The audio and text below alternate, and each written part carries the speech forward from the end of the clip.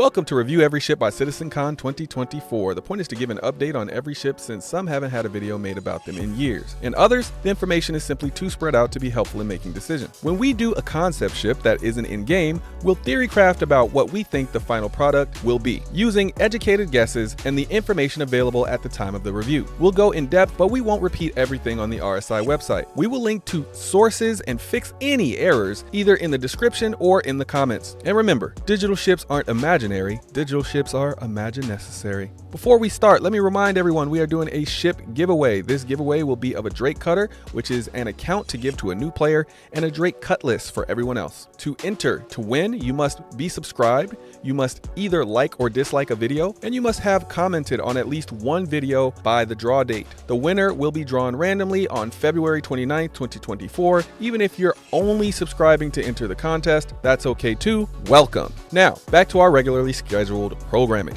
As this ship is still in concept but is currently being built, be aware all things we say here are subject to change. We are at the Banu manufacturer, and we are ending as soon as we begin with our short Banu series on the Banu Merchantman, and it has 0 variants. For the price, the Merchantman as of 3.22 is $650 standalone, $600 war bond, and was $250 at concept. In-game cost and rental cost are unknown.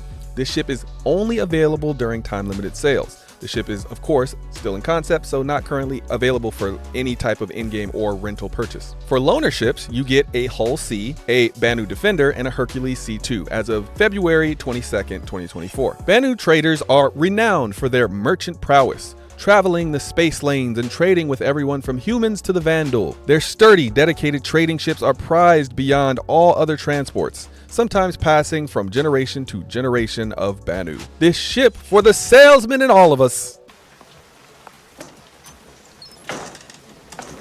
A, B, C. A, always B, B, C, closing. Always be closing. Always be closing. For measurements, the Merchantman has a length of 237 meters, beam of 203 meters, height of 80, and it is a sub-capital ship. Its minimum crew is 4 and its maximum crew is 8. It can carry 2,880 SCU. Oh, that's a lot of potatoes. The Merchantman SCM speed is unknown, and we don't know the afterburner speed or max speed either. My guess is it will be slow because it's a sub-capital ship overall, but I'm thinking it'll be above average for its class because of the Q&A where they stated it will be a mix of speed and durability. For weapons, the Merchantman has 2 size 8 weapon hardpoints at the front, 1 manned size 5 dual turret, 2 remote size 4 dual turrets, and 4 single size 3 automated point defense turrets. For ship parts, the Merchantman has 1 large radar, 1 medium computer, 1 large power plant, 1 large cooler, 2 large shield generators, 2 large fuel intakes, 2 large fuel tanks, 1 large quantum drive, 1 large jump module, and 2 large quantum fuel tanks. However, these are all going to change because CIG confirmed that the ship has grown to be sub-capital or capital sized. We haven't had a full confirmation yet, but it may yet be classified as something else, so I'd be willing to bet that at least one of the power plants or shield generators, fuel tanks, maybe even the quantum fuel tanks will be upgraded to either sub-cap or capital size. The hull HP for the Merchantman is unknown, but the brochure consistently states it will be fast, sturdy, and durable, and the Merchantman is famous for being well defended. The hull HP will be a thing of the past because of Maelstrom and armor coming online, and we don't know if the Merchantman is coming before or after that. But let's try to figure out where it will stand. A quick note, hull HP will go away, but that doesn't mean those numbers are meaningless. Hull HP is a rough estimate of where a ship should sit as far as durability. It's not a random number that they assigned as a placeholder. A lot of work went into coming up with those numbers. It makes sense for the hull HP of the Merchantman to fall somewhere between the Hammerhead at 295,000 HP and the Retaliator at 364,184. Think about how many people and goods might be on this ship and how often it'll get attacked by pirates. If CIG doesn't prepare this ship for the onslaught of attacks by keeping it beefy, nobody will use it. The shields on the Merchantman are also unknown, but expect civilian or industrial grade B shields, considering it's so heavily armored. I'm guessing quadrant shields with somewhere between 700,000 HP and 2 million HP. I know that's a wide margin, but it depends on if they go subcapital or capital with the shields, and if they use multiple large shields. You never know. It's hard to guess this one because there aren't a lot of in-game assets we can look at for information. For quantum stats, the merchantman stats are also unknown, but considering its role, I would guess it goes very, very far and gets there pretty fast for its size. We are talking multiple jump points without refueling and across multiple systems. I'm thinking that this will be the fastest non-military capital ship or subcapital ship in the game when it releases, but those speeds wouldn't be fast overall, they would just be relatively fast to its subcap or capital counterparts. The claim time for the merchantman is also unknown, but for a cap ship, I would expect more than 90 minutes regular claim time, 30 minutes expedited claim, and about 125,000 for the expedited claim fee. This will not be an easy ship to claim, it will not be a quick ship to claim, and it will not be a cheap ship to claim. For special features and amenities, it might be easier to talk about what the Banu merchantman doesn't have, but we'll try to list all the features.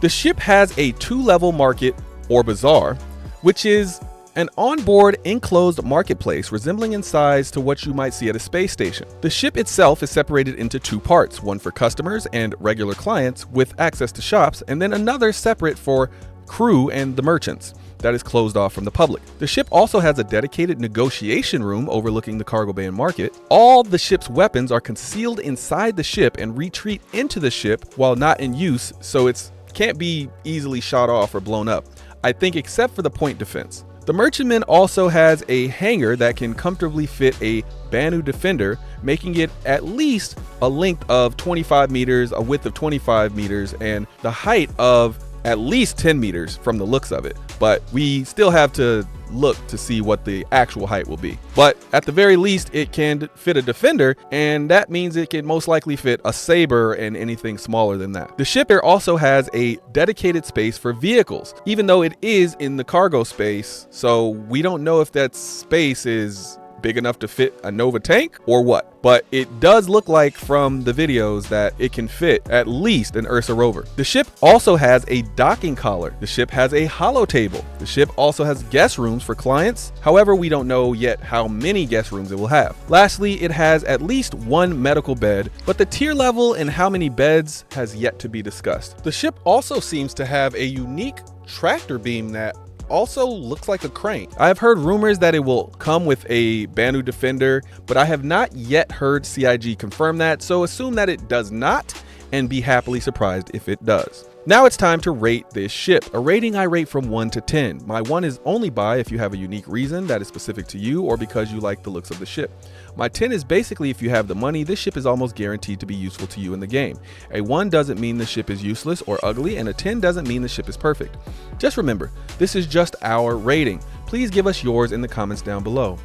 Or you could meditate for a second. Put your phone down, close your laptop, hop off of that desktop. Take a deep breath, relax your shoulders, let your tongue fall from the roof of your mouth. Be present, close your eyes, listen to the rhythm of your heart. Say woo-sa, woo-sa. My rating for this ship overall is a 10. Yep, that's right, I said it, a 10. Let's start with what I like about this ship. Everything. It's hard to find a single thing wrong with this ship.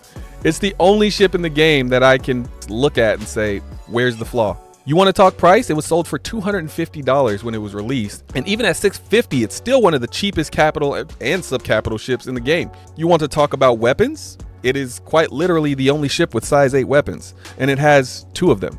It has size 5s, size 4s, automated size 3s. It's a bit insane, actually. If you're saying in your head, well, what about light fighters? It has a Banu defender or another light fighter in that hangar. Now, what's the issues? It doesn't have missiles. But even still, I haven't been able to confirm that it doesn't have missiles, so much as I just haven't heard them mention missiles. So how would I fix this ship? Maybe make the market swappable with more cargo space for people who don't need to sell things and prefer to use it as a full-on cargo ship. And I guess add missiles if it doesn't have them. I would say 2 racks, a size 4 rack with size 2s and a size 3 rack with size 1s. But that's about it. So who's this ship for? The merchantman is pretty much for anyone. It can fight, it can act as a mobile base, it has a med bay, it fits large vehicles, it holds a bunch of cargo, it's one of the coolest looking ships in the game, it's literally called the Transformer ship, it's got unique alien technology, you could do luxury transport with it. I think the only people who won't find a use for this are people who don't like large ships. So why is it a 10? It's easier to argue with people who don't think it's a 10 than to list all the reasons why it is a 10. It can stay and fight, it can run, it can land on planets, it can sell things, it can carry pretty much anything. It has tons of cargo. You can use it to transport people because of the guest rooms. You can use it as a base. You can use it to heal your player. You can use it for command and control. You can use it for bounty hunting. You can use it for exploration. You can use it for piracy. You can use it for smuggling. The only things you can't really do with it are mining, salvage, science, and repair, which most other ships can't do unless they're dedicated to that role. And box missions. Certainly boxes will not fit on this thing. I imagine using this ship as my home. Quite literally, when I can't be at home on a planet, I will live in the Banu Merchantman. It's more than a base of operation. It's a flying ship I want to live in. I know you're here for our rating, but if you really want a ship, go buy it. We won't stop you. Or even better, all ships can be earned in-game once the game releases. And some you can purchase in-game right now. These are just our ratings. But when you spend, it's your money. My opinion, if you have the funds, I think a Banu Merchantman is still worth the price at $650. But of course, play the CCU game. Most people should be able to get one for less than $550 if you play your cards right. I don't think anyone will be upset with this purchase. I paid $300 for mine and I haven't looked back. It's by far the safest ship in my fleet from being melted, exchanged, or upgraded. This is one of the top 3 best ships in Star Citizen, at least as of 3.22 anyway. All right, that is it for this one. Thanks for spending your time with us. I'll see you in the next one. Peace.